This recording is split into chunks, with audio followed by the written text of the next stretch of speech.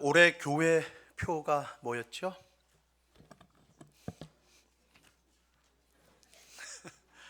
현수막을 갈아버렸어요.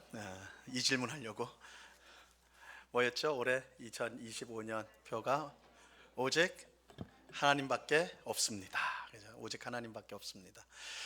새 표가 뭡니까? 이건 쉽죠. 오직 하나님만 예배합니다. 이제 눈치 빠른 분들은 아시겠지만 이 표들은 십계명에서 나온 겁니다. 십계명에서 나온 건데 올해 표는 제 십계명 제 1계명 너는 나 외에 다른 신들을 내게 두지 말라, 거기서 나온 것이죠. 그러면 올해 표, 이제 내년 표, 그죠? 이제 곧 있으면 이제 올해가 되겠지만 2026년 표는 몇 계명에서 왔을까요? 그렇죠. 이 정도 눈치는 있어야 되죠.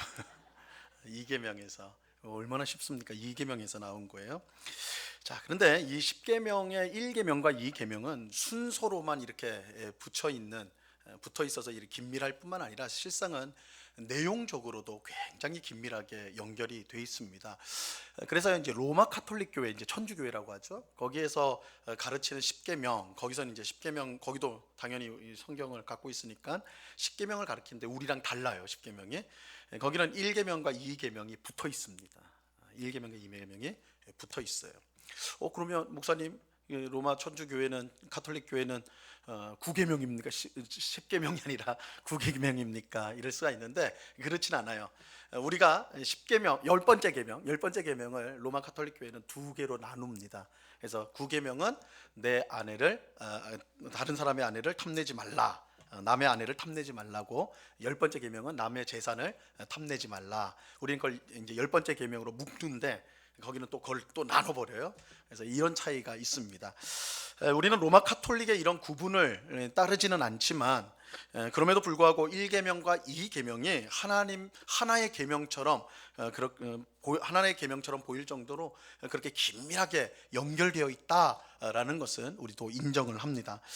이 1계명과 2계명은 정말로 긴밀하게 연결이 되어 있어요. 그런데 이것은 우리가 1계명과 2계명을 조금만 살펴보아도 이 계명이 정말 하나처럼 이렇게 연결되어 있구나 쉽게 파악할 수가 있습니다. 자, 제1계명은 너는 나 외에는 다른 신들을 내게 두지 말라인데요. 이것은 단순히 세상에 수많은 신들이 있지만 오직 너는 하나님, 이스라엘의 하나님만 믿어야 된다, 그런 뜻이 아니에요. 성경은 신이 세상에 많다는 사실 그 자체를 부정합니다. 세상에 신이 많다, 그렇지 않다, 성경은 말을 해요. 신은 오직 한 분, 이스라엘의 하나님밖에 없다. 이것이 성경의 단언입니다. 단언. 자, 이것은 하나님이 택한 백성인 이스라엘에게는요 가장 근본적이고 중요한 신앙 고백의 내용입니다. 신명기 6장 4절 말씀입니다. 우리 이 말씀 같이 읽어볼까요? 시작. 이스라엘아 들으라, 우리 하나님 여호와는 오직 유일한 여호와이시니. 그죠? 참신은 한 분밖에 없어요. 그래서 참신은 오직 한 분밖에 없어요.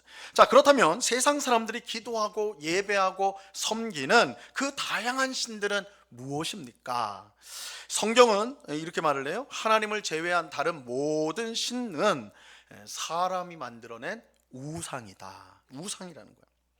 자, 이사야 선지자는 세상 사람들이 섬기는 이 신의 본질이 무엇인지 이렇게 이제 조롱을 합니다. 굉장히 조롱을 해요.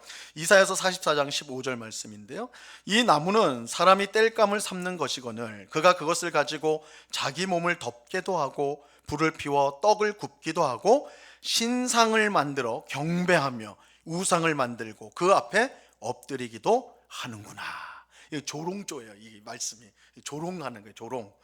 세상의 신들은 사람들이 자기의 필요를 따라서 자기 손으로 만드는 거예요. 자기가 만들어 놓고는 그 앞에서 엎드려 절하면서 기도하면서 복을 달라, 이렇게 하는 게 세상의 신들의 본질, 우상이래요. 우상. 이거 얼마나 미련하고 얼마나 또 웃기는 이야기입니까? 자, 바로 이런 이유로 하나님은 나 외에는 다른 신들을 내게 두지 말라라고 명령하고 있습니다. 다른 신들은 없고 모두 우상에 불과합니다. 자, 그렇다면 하나님만 유일한 신이에요. 하나님은 세상을 창조하시고 그 뜻대로 다스리시고 구원하시는 유일한 신입니다. 우리는 하나님이 만드신 피조물이에요. 그렇다면 우리가 유일한 하나님을 사랑하고 그에게 예배하고 그를 섬기는 것은 너무나 당연한 일이라고 할 수가 있습니다. 자, 바로 여기서 십계명의 제2계명이 나오게 되는 것입니다. 하나님은 이 계명을 통해서 유일하신 하나님을 어떻게 예배해야 되는지 우리에게 가르쳐주고 있는 것입니다. 여러분, 우리가 믿는 하나님이 유일한 신이라면 그에게 합당한 예배를 드리는 것은 너무나 당연한 일입니다. 그는 우리의 창조자이며 주님이시고 구원자가 되시기 때문입니다. 그런데 하나님께 합당한 예배는 우리의 지혜나 경험이나 혹은 열정에서 나오는 것이 아닙니다. 하나님이 원하는 것을 피조물인 우리가 다 헤아릴 수가 없어요. 하나님은 무한하신 분이시고 우리는 유한한 존재이기 때문에 하나님이 뭘 원하시고 하나님이 기뻐하시는 것이 무엇인지를 우리는 도무지 알 수가 없습니다. 하나님이 우리에게 알려주셔야만 돼요. 그렇게 우리가 합당한 예배를 드리기 위해서 반드시 하나님의 가르침을 받아야 합니다. 하나님이 가르쳐 주신 대로 예배를 드리는 것이 합당한 예배입니다. 자, 그래서 하나님께서 십계명 제2계명을 주신 거예요. 우리는 제2계명을 통해서 하나님께서 받으시는 합당한 예배가 무엇인지 우리 알 수가 있는 것이죠. 이 시간에 이 2계명 통해서 우리가 하나님이 받으시는 합당한 예배가 무엇인지를 함께 생각해 보려고 합니다. 이것을 통해 새해에는 하나님이 받으시는 합당한 예배로 항상 영광을 돌리는 우리 모두가 될 수 있기를 바랍니다. 자, 세 가지를 우리가 좀 살펴보려고 하는데요. 첫째는 예배는 우리가 아닌 하나님의 영광을 위한 것이다 라는 것입니다. 자, 오늘 본문 4절을 우리가 다 같이 읽어보겠습니다. 4절 같이 읽습니다. 시작. 너를 위하여 새긴 우상을 만들지 말고 또 위로 하늘에 있는 것이나 아래로 땅에 있는 것이나 땅 아래 물속에 있는 것에 어떤 형상도 만들지 말며.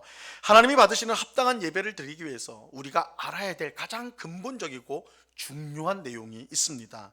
예배는 우리가 아닌 하나님의 영광을 위한 것이라는 거예요. 예배는 우리를 위해서가 아니라 하나님의 영광을 위해서 드리는 것입니다. 자, 제2계명이 우리에게 분명하게 명령하죠. 너를 위하여 우상을 만들지 말라. 그죠? 너를 위하여 만들지 말라. 이렇게 말씀하고 있습니다. 예배는 우리를 위해 드리는 게 아니에요. 예배는 오직 하나님을 위해 드리는 것입니다. 이 근대 과학이 발달하기 전에 사람들은 이 지구가 우주의 중심이고 지구를 중심으로 태양이나 별들, 그 수많은 별들이 그 지구 주변으로 돈다고 그렇게 생각을 했습니다. 이거를 천동설이라고 그래요. 천동설. 그래서 지구를 딱 중심에 두고 온 우주가 돌아요. 지구가 이제 중심이라는 거죠. 자, 온 우주의 중심이 지구이고 그 지구의 주인공은 누구예요? 사람이죠. 그죠? 사람이에요. 이렇게 말하면 이제 우리 마음이 요즘 아이들 흔히 하는 말로 가슴이 웅장해지죠. 이야, 이 사람이 온 우주의 중심이구나. 그죠? 내가 온 우주의 중심이구나. 그죠? 가슴이 웅장해져. 세상에서 가장 중요한 존재는 사람이고 모든 것은 사람을 위해 존재한다고 생각하게 되는 것입니다. 이거를 이제 인본주의라고 그래요. 사람 중심. 그죠? 인본주의라고 그래요. 자, 그런데 천문학이 발전되면서 지구가 우주의 중심이라는 생각이 틀렸다라는 것이 증명이 되었어요. 이 천문학이 발달되면서 지구가 중심이 아니라는 거예요. 지구는 지구의 중심이기는커녕 태양 주위를 도는 수많은 행성 가운데 하나일 뿐이고 온 우주와 비교할 때에 백사장의 모래 한 알 정도도 안 되는 아주 작고 작은 것이 바로 이 지구라는 거예요. 지구. 이처럼 이제 지구가 중심이 아니고 지구는 오히려 태양을 중심으로 도는, 지구가 돈다 그래가지고 이거를 이제 지동설이라고 말을 하죠. 이 1400년대에 살았던 이 폴란드 천문학자인 코페르니쿠스가 이것을 주장을 하였습니다. 이 사람은 우주의 주인공에서, 그죠? 그 전까지는 사람은 우주의 주인공이었어요. 그런데 이 코페르니쿠스 이후로는 사람은 주인공이 아니라 우주의 먼지로 전락하게 돼요. 우주의 주인공이 우주의 먼지가 되어버리죠. 이제는 우주를 아래로 내려보던 자리에서 거기서 끌려 내려와서 이제 우주를 우러러보는 그런 그리고 겸손히 배우게 되는 자리에 사람이 있게 되었습니다. 자, 이러한 역전 상황, 이러한 현상을요, 이 코페르니쿠스적 혁명이라고 보통 불러요. 코페르니쿠스적 혁명이라고 부릅니다. 자, 그런데 이러한 코페르니쿠스적 혁명은요, 이 천문학에서만 발생한 것이 아닙니다. 천문학에서만 필요한 게 아니에요. 이 무엇보다 우리의 예배에서, 우리가 드리는 예배에서 꼭 필요합니다. 여러분, 예배의 주인공은 우리가 아니라 하나님이세요. 우리가 아니라 하나님입니다. 태양이 지구를 위해 중심으로 도는 것이 아니라 지구가 태양을 중심으로 도는 거예요. 그죠? 마찬가지로 예배는 하나님이 우리를 섬기는 것이 아니라 우리가 하나님을 섬기는 것입니다. 예배의 중심은 우리가 아니라 하나님이세요. 우리가 이러한 사실을 분명하게 깨닫는다면 우리의 예배의 모습이 많이 바뀔 수밖에 없을 것입니다. 우리가 아닌 하나님을 위한 예배라면 우리는 예배를 소홀히 생각할 수가 없습니다. 예배를 우리 인생의 가장 중요한 우선순위로 생각하게 될 것입니다. 그렇다면 예배에 참석하는 우리의 마음가짐과 태도도 변화될 수밖에 없겠죠. 그저 하나님이 주실 복을 기대하는 마음으로 오던 예배가 하나님을 기쁘시게 하도록 우리의 몸과 마음과 열정을 다하는 예배가 되는 것입니다. 예배가 내게 얼마나 좋았고 유익했고 은혜로웠는지를 말하기 전에 내가 하나님께 얼마나 영광을 돌리고 하나님께 감사를 드렸는지를 먼저 생각하게 될 것입니다. 그죠? 우리 요즘에 어떻게 합니까? 예배 드리고 나서 다 품평회를 하잖아요. 그죠? 품평회. 흑백 요리사처럼 이게 뭐가 들어갔느니 안 들어갔느니 더 태웠느니 안 태웠느니, 그죠? 오늘 예배 목사님 설교가 길었다느니 짧았다느니, 그죠? 찬양이 은혜로웠다든지 삑살이 났다든지 뭐 이런 예배를 평가를 하고, 평가를. 왜? 우리 중심으로 드리니까, 내 중심으로 드리니까 내게 얼마나 좋았느냐, 내게 얼마나 유익했느냐, 그게 중요한 거예요. 그죠? 근데 그렇지 않아요. 예배의 중심은 하나님. 그렇다면 우리가 예배를 드린 다음에 제일 먼저 생각할 것은 우리가 정말 하나님 앞에 합당한 감사와 영광을 올렸는가? 내가 지금 드리는 예배를 통해서 하나님 정말 기뻐하셨는가? 난 그렇게 예배를 드렸는가? 이거를 먼저 생각해야 된다는 것이죠. 일주일에 한 번 습관적으로 드리는 예배가 아니라 영과 진리로 드리는 하나님과의 만남이 있는 예배로 변화가 될 거예요. 그렇죠? 예배에 있어서 코페르니쿠스적인 혁명, 우리가 중심이 아니라 하나님 중심이다. 우리가 말로는 쉽게 하지만 사실 이게 하나님 중심적인 예배를 드려야 된다. 그죠? 하나님을 중심으로 두고 예배를 해야 된다. 그렇다면 우리의 모습이 이렇게 변화될 거라는 거예요. 이사야 선지자는 하나님께서 우리를 창조하신 목적이 하나님을 찬송하기 위한 것이다, 그렇게 말을 했어요. 이사야서 43장 21절 말씀인데요, 같이 한번 읽어봅니다. 시작. 이 백성은 내가 나를 위하여 지었나니 나를 찬송하게 하려 함이니라. 자, 여기서 찬송하게 한다, 이 찬송을 예배로 바꿔도 무관해요. 예배로 바꿔도 돼요. 하나님께서 우리를 왜 창조하셨습니까? 하나님을 예배하도록 하기 위해서. 하나님을 예배하도록 우리를 창조하셨어요. 예배의 주인공은 우리가 아니에요. 예배를 받으신 분은 하나님이세요. 우리는 예배를 통해 오직 하나님께 영광을 돌리고 감사를 드리며 우리의 몸과 마음으로 하나님을 섬겨야 하는 것입니다. 이것이 하나님이 받으시는 합당한 예배의 가장 중요한 원칙 혹은 가장 바탕이다, 근거, 밑받침이다 라고 할 수가 있는 것입니다. 여기에 우리가 예배에 대한 것을 쌓아가야 돼요. 그래서 예배는 나를 위한 것이 아니고 내 중심이 아니고 하나님을 위한 것이고 하나님 중심이다. 여기에 기초해서 우리는 예배를 이제 쌓아 올려가야 되는 것입니다. 자, 두 번째로 예배는 내 편의가 아닌 하나님의 방식대로 드려야 하는 것입니다. 하나님이 받으시는 합당한 예배는 내 편의가 아닌 하나님 방식대로 드리는 거예요. 제2계명은 그 어떤 것의 형상도 만들지 말고 그것들에게 절하지 말고 섬기지도 말라, 이렇게 명령하고 있죠. 사실 이 계명은 당시 고대 사회에서는 이해하기가 어려운 내용이에요. 그 당시 사람들은 이 말씀을 이해하기가 쉽지가 않았을 거예요. 이거 이스라엘 백성도 마찬가지죠. 그 당시 사람들에게는 이해하기가 어려운 겁니다. 왜냐하면 당시 사람들은 모든 신을 눈에 보이는 형상으로 만들어서 숭배하였기 때문입니다. 심지어 초대교회 당시 기독교인들은요, 기독교인들도 당연히 어떤 형상도 만들지 않았죠. 십계명을 따라서 어떤 형상도 만들지 않고, 그러니까 예배당에 오면 아무것도 없어요. 아무것도 없어요. 우리처럼 아무것도 없어요. 뒤에 뭐 십자가조차도 없잖아요, 그죠? 뭐 어떤 형상물, 뭐 이런 게 동상, 그림 이런 거 두지 않았다고요. 그러니까 예배당이라고 하는데 형상물이 아무것도 없어요. 그러니까 그 당시 다른 종교를 가진 사람들이 그거 보고는, 야, 저 기독교인들은 예수를 믿는다고 하고 하나님 믿는다고 하는데 형상이 없으니까 저자들은 사기치는 거다. 저 사람들은 사실은 무신론자들이다. 신을 믿지 않는 자들이다. 이렇게 평가를 했어요. 기독교인들이 무신론자라는 오명을, 오늘날은 무신론자들이 굉장히 중립적인 이제 그렇게 취급을 당하지만 고대 사회에서 무신론자는 굉장히 악한 사람들이에요. 신을 믿지 않으니까 얼마나 엉망으로 살겠느냐 해가지고, 이 무신론자라는 말은 굉장히 그 사람을 멸시하는 말인데, 이 초대교회 성도들이 그런 평을 받았어요. 그러니까 아무 형상도 없이 예배를 드리니까. 신을 눈에 보이는 형상으로 만들어 숭배하는 것은요, 당연한 일이었어요. 당연한 일이었어요. 사람이 신을 눈에 보이는 형상으로 만들어 숭배하는 이유는 무엇보다 사람은 눈에 보이는 것, 보이지 않으면 쉽게 믿지 못하기 때문에 그래요. 이게 사람의 본성이죠. 안 보이면 믿기가 어려워요. 그래서 여러분 전도하다 보면요, 꼭 이런 사람 만나요. 보이지 않는 하나님을 믿느니 내 주먹을 믿겠다 이래요. 자기 주먹을 내는, 뭘 믿을 게 뭐 얼마나 많은지 모르겠는데 하여튼 그런 사람 꼭 한 명씩 만나요. 보이지 않는 하나님 못 믿겠다라는 것이죠. 자, 그런데 형상을 만드는 더 중요한 이유가 있습니다. 그것은 내가 예배하기에 더 편하기 때문에 그래요. 내가 예배하기에 더 편해요. 사람은 자기가 원하는 것을 얻어내기 위해서 우상을 만들고 그 앞에 절하지요. 이때 우상의 모습은요, 우리가 얻어내기 원하는 것으로 표현이 됩니다.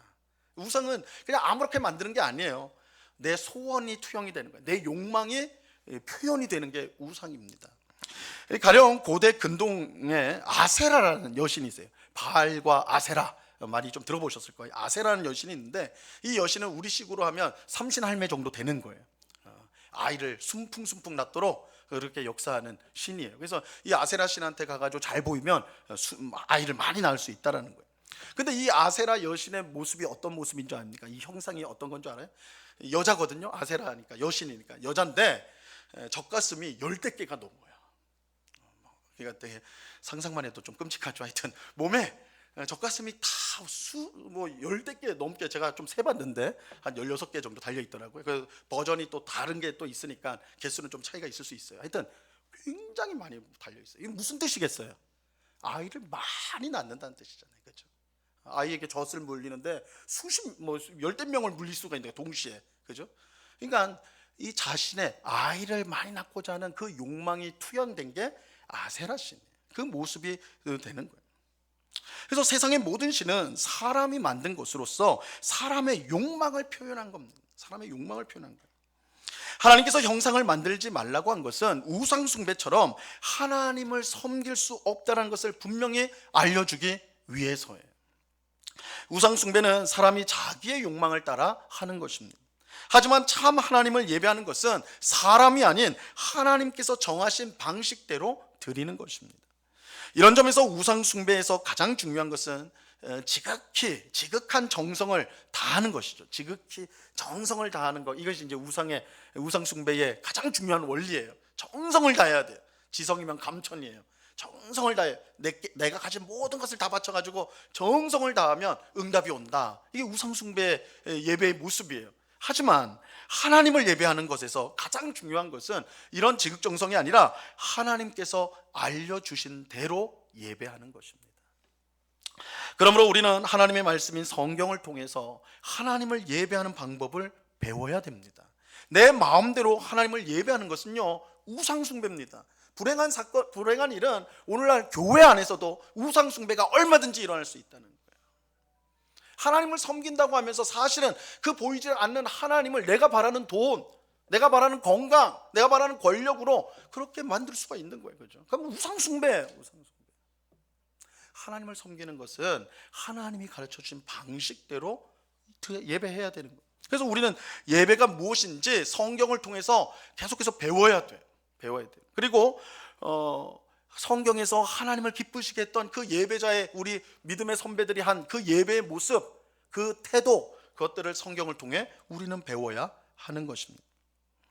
예수님은 하나님을 예배하는 자는 영과 진리로 예배해야 된다라고 말씀하셨어요. 이것은, 이 영과 진리라는 것은 성령의 인도하심을 받으면서 성경이 가르쳐 주시는 하나님의 방식, 그게 진리예요. 그 진리를 따라서 하나님을 예배해야 한다는 뜻이 되는 것입니다.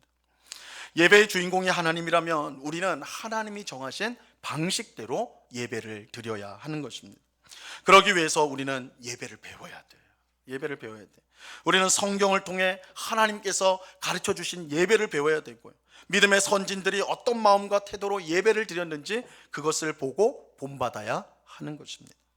하나님은 예배받기 위해서 우리를 창조하셨습니다. 우리가 하나님이 정하신 방식대로 합당한 예배를 드리는 것보다 더 중요한 일은 없습니다. 그래서 우리는 우리의 편의를 위해서 예배드리는 것이 아니라 정말 하나님의 방식대로 예배를 드려야 된다. 이 우리가 꼭 기억해야 될 내용입니다.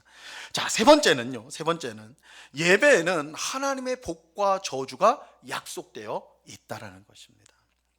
제2계명은 하나님께 합당한 예배를 드리는 사람에게는 놀라운 복을, 그렇지 않고 잘못된 예배를 드리는 자에게는 끔찍한 심판이 주어진다라고 말씀하고 있습니다. 자, 오늘 본문 5절 하반절과 6절을 우리 함께 같이 읽어보겠습니다. 같이 읽습니다. 시작. 나를 아는 자의 죄를 갚되 아버지로부터 아들에게로 3, 4대까지 이르게 하거니와 나를 사랑하고 내 계명을 지키는 자에게는 1000대까지 은혜를 베푸느니라. 하나님은 예배받기 위해서 우리를 창조하셨어요. 그만큼 예배가 중요해요.